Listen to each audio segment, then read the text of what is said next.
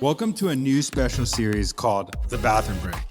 That extra 10 minutes you either have to listen to marketing tips or use the bathroom or both. But I don't recommend both, but that's your choice. This collab is going to be super fun. We have Daniel Murray from the Marketing Millennials and me, Jay Schwedelson from the Do This Not That podcast and subjectline.com.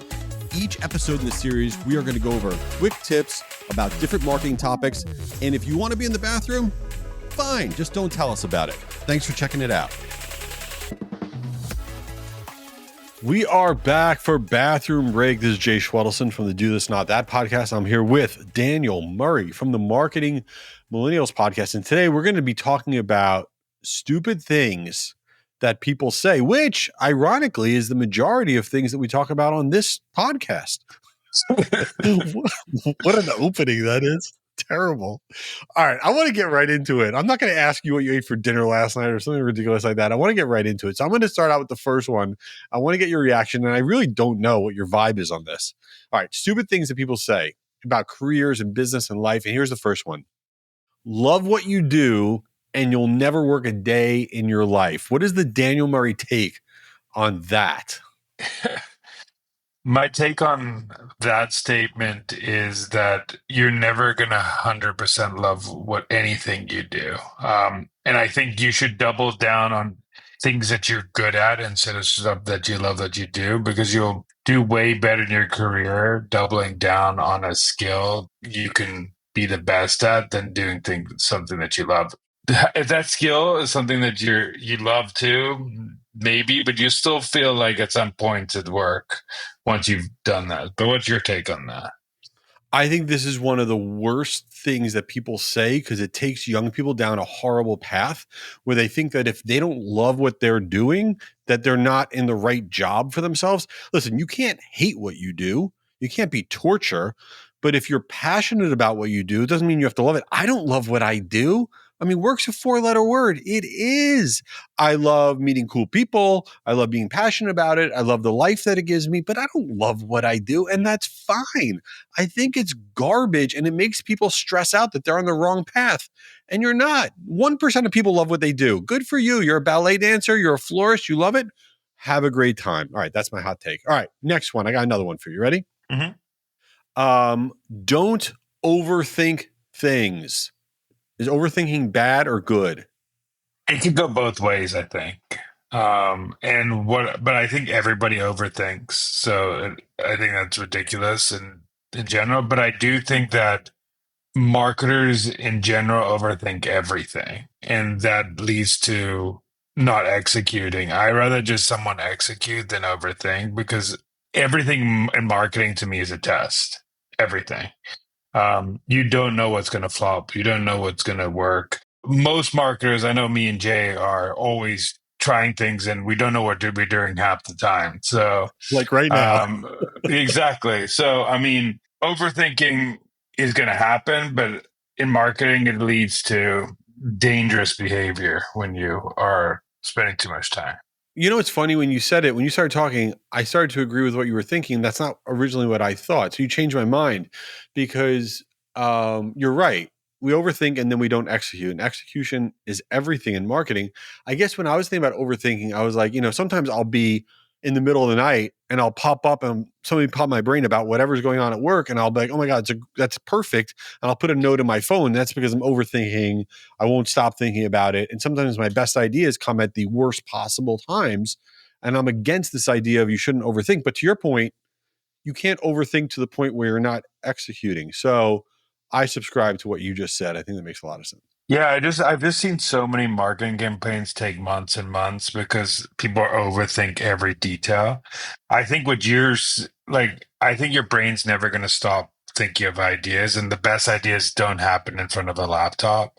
They happen at the weirdest times. But I do think that overthinking leads to campaigns not being in the world, and the market is the best test for marketing. All right, another hot take, weird thing that people say is never admit you don't know the answer. It's like saying I don't know is bad. That's the dumbest take ever, because I think there's never a dumb question, and the best marketers are always asking why to everything. And especially in our profession where it depends is the number one answer because every situation, every industry, every persona, every audience is different. Asking questions will help you get to the answer faster. And you also have so many tools now that you can ask questions to. So just ask those questions, please. Yeah, and I think when somebody asks me something or I ask somebody something and they say, I don't know, but let me find out, I trust that person so much more than somebody asks a question to and then they give me an answer and I know that they're full of it and they're just like spewing out nonsense. So it's almost like I don't know is a confidence builder to me that the person's confident enough to be able to be like, you know what, I don't know. I'll find out. It's totally fine. Getting confident enough to say I don't know is like a secret sauce way to build a strong connection with somebody else, ironically. Also, I think if you're early in your career or you want to, managers are looking for that. They don't care if you actually know the answer to everything. They just care that you are taking the time to find out the right thing to do. So they Cool. don't really care. So, all right, one more. If it doesn't scale, don't do it.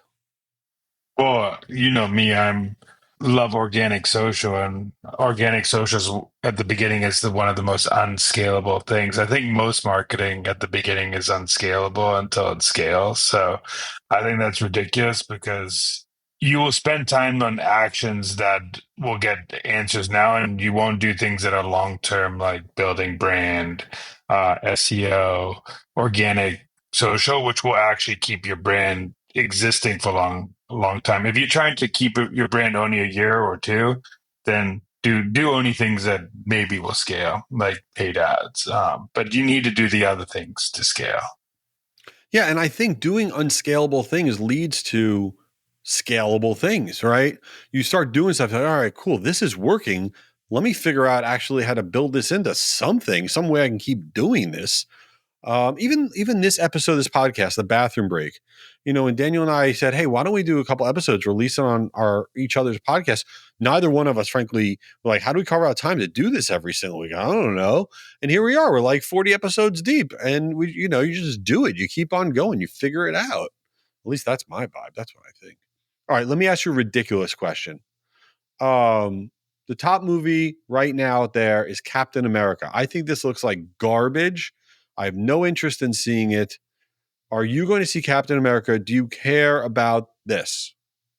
I'll watch it just because to give it a shot because I do like Marvel, but I do think for some reason the last like six Marvel movies have just been abysmal, and having not having the OG Captain America in the movie is actually harsh to me. So it's kind of hurts my soul. But Marvel movies have just gone downhill in the last 4 to 5 to 6 movies, and it's just they're losing the plot. So I'm sad about it.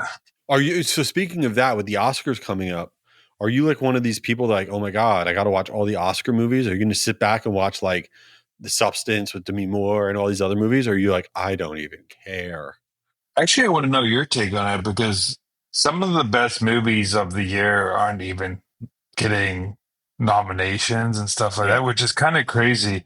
I mean, no hate on like Amelia Perez, but I didn't know that was even a movie until like the Oscar came Yeah. out. Like, I didn't know that was a movie. No hate on that movie. I think I'll watch it to give it its flowers, but how did it get 13 nominations over some of the best movies that were out this year, which Oh is yeah. crazy. There was a movie called Anna, which is nominated, whatever. It's about like this like Russian mobster dude, whatever. And so Ali was like, let's watch it. It's nominated. So we watched it. It has to be one of the biggest pieces of garbage of all time. I was like, can I have this 2 hours back in my life? This is horrendous. So yeah, I don't know. I just like so when they get nominated, I'm like, oh my God, it's that movie I saw, but I actually don't care. Do you have the app Letterbox? No, what's Letterbox? It's basically an app where you can pick movies that are and have a watch list of movies, and there's ridiculous comments of people what they it's kind of funny the comments of every movie, and it's like live ranking a movie, but you have your letterbox and say top Grammy nominated movies or something, and you can star which ones you want to see. and they have lists of different types of genres you want to. So it's a cool app to try out if you're a movie buff. I will check that out. Although there's too much going on right now. There's The Bachelor, Love is Blind, and White Lotus. So I'm very busy. So Oh, that's I want to where see. I'm waiting to watch that with Ari White Lotus. So yeah, it just came out.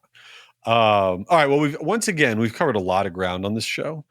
Everybody go and listen full time, subscribe, follow the Marketing Millennials podcast. It is the absolute best thing on earth. And appreciate you being here for Bathroom Break. And listen, we're going to see you at the next one, right? yeah.